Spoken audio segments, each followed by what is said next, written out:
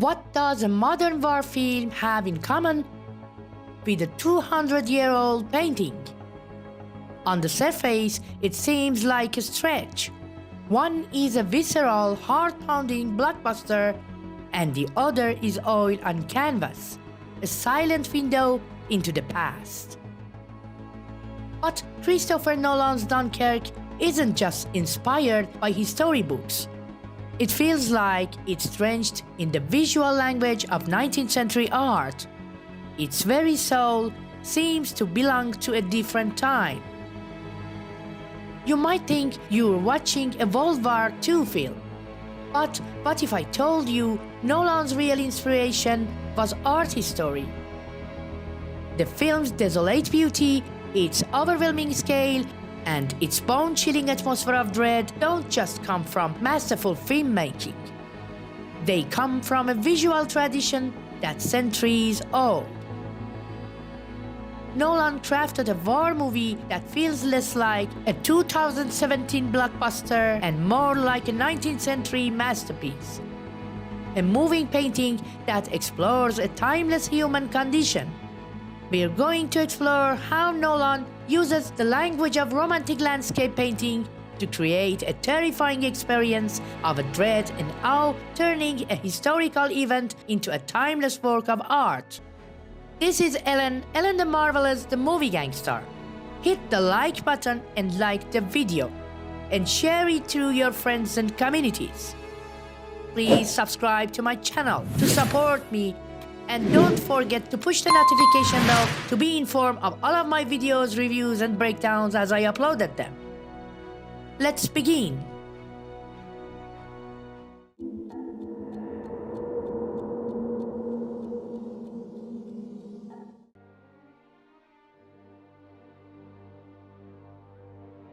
Think of standing at the edge of a cliff, looking down at the raging sea. You feel both insignificant and strangely exhilarated. Or watching a massive storm, mesmerized by its beauty while also being genuinely afraid for your life. That's the sublime. This feeling became an obsession for 19th century landscape painters like Caspar David Friedrich in Germany and J.M.W. Turner in England. Their paintings weren't just pretty pictures of the countryside. They were dramatic, terrifying meditations on humanity's relationship with nature. They painted vast, churning seas, towering mountains, and endless, foggy landscapes.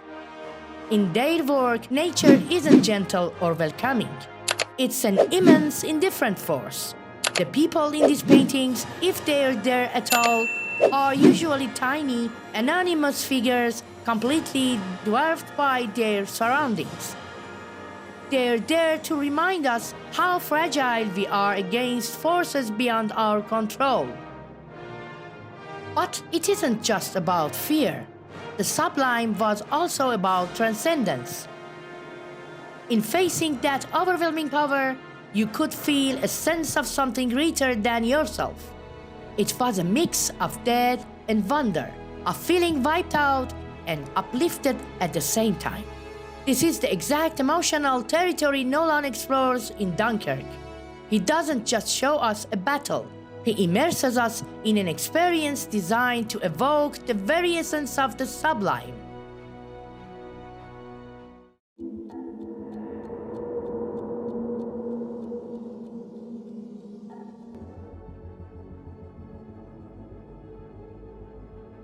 If composition is the skeleton of Dunkirk's painterly style, its use of color and light is the flesh and blood. Nolan throws a typical high-contrast, heavily saturated blockbuster color palette right out of the window. Instead, he paints with a limited, desolate palette that feels like it was lifted from a 19th century maritime artist. The film is dominated by cool, desaturated blues, oppressive grays, and muted, muddy earth tones. The sky is rarely a hopeful blue. It's a ceiling of pale gray or the cold, steely blue of a coming storm. The sea isn't vapoury and tranquil. It's a dark, menacing green-black, churning with white foam.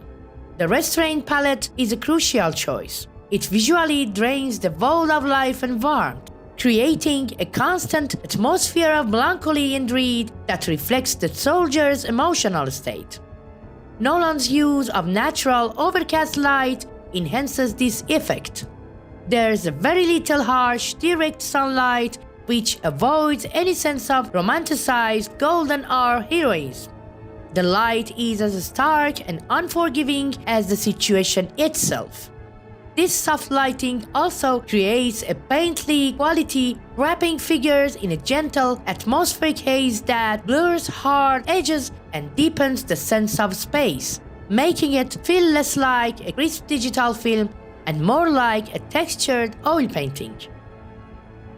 Think of the paintings of J.M.W. Turner, the master of light and sea. In works like Snowstorm, Steamboat of a Harbor's Mouth, Turner wasn't just painting a storm, he was painting the experience of being in one. Nolan channels this same energy. The senses on the water in Dunkirk, with grey-like glinting of choppy waves as the sky and sea merge, feel like Turner paintings brought to life. Even rare moments of warmth are used with precision. The inside of Mark Rylance' civilian boat, the Moonstone, is a warm golden wood, a small pocket of humanity against the cold sea. And at the end, as Farrier's Spitfire glides silently after running out of fuel, a detail Nolan includes for dramatic effect. As the real Spitfires had a much more limited range, it catches the setting sun. This is one of the only moments of warm golden light, and it serves a moment of grace, a beautiful and tragic final brushstroke.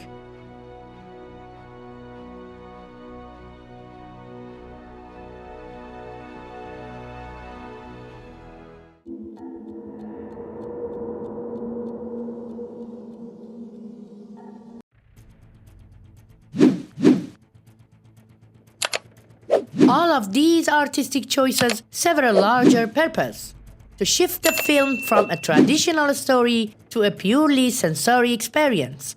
And this is probably Nolan's boldest move. He deliberately strips away many of the usual conventions of storytelling. There's very little dialogue, almost no character backstory, and a fractured timeline. We're thrown into the chaos with no context. We don't know who these young men were before they got to this pitch, and the film isn't interested in telling us about that. Now, some people criticize the film for this, saying the characters are flat, but that's like criticizing a landscape painting for not having a good plot. Nolan's goal isn't to tell the story of a few individuals. It's to make the audience feel the collective experience of being trapped and terrified. By removing the usual crutches of dialogue and exposition, he forces us to experience the events on a primal sensory level, an experience of pure awe and dread. That is the definition of the sublime. The film's relentless sound design, the unseen enemy, and the historical liberties all support this. The German planes, for instance, have yellow noses, a detail Nolan added for a visual clarity against the grey skies, even if it wasn't entirely accurate for the specific moment in the war. The threat isn't just the German army, it's the vast sky and the deep sea, which become the primary antagonists. This mirrors the core tension of sublime art, the fragile human against the immense power of the nature. This focus on a symbolic experience also explains the film's portrayal of the little ships. The dramatic arrival of civilian crewed boats in an incredibly powerful cinematic moment. In reality, while civilian volunteers were heroes, the majority of these ships were actually requisitioned and operated by the Royal Navy, and the bulk of evacuation was carried out by larger naval destroyers. But Nolan prioritizes the symbolism of civilians coming to the rescue, creating a powerful emotional truth that resonates more than a dry historical reenactment would.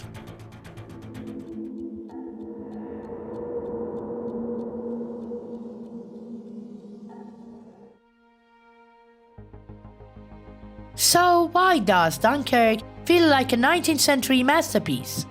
Because Nolan made a deliberate choice to trade the language of a modern war film for the language of a romantic painter.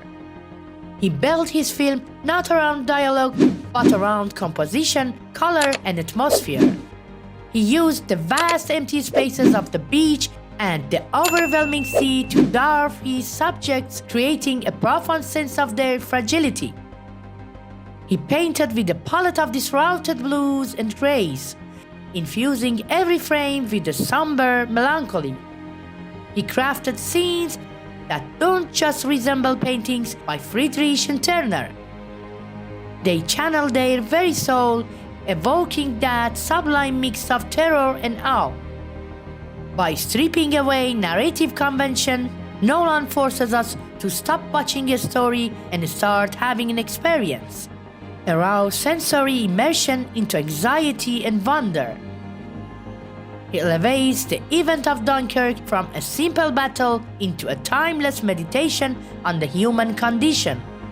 The result is a film that lingers in the mind not for its plot, but for its images and feelings.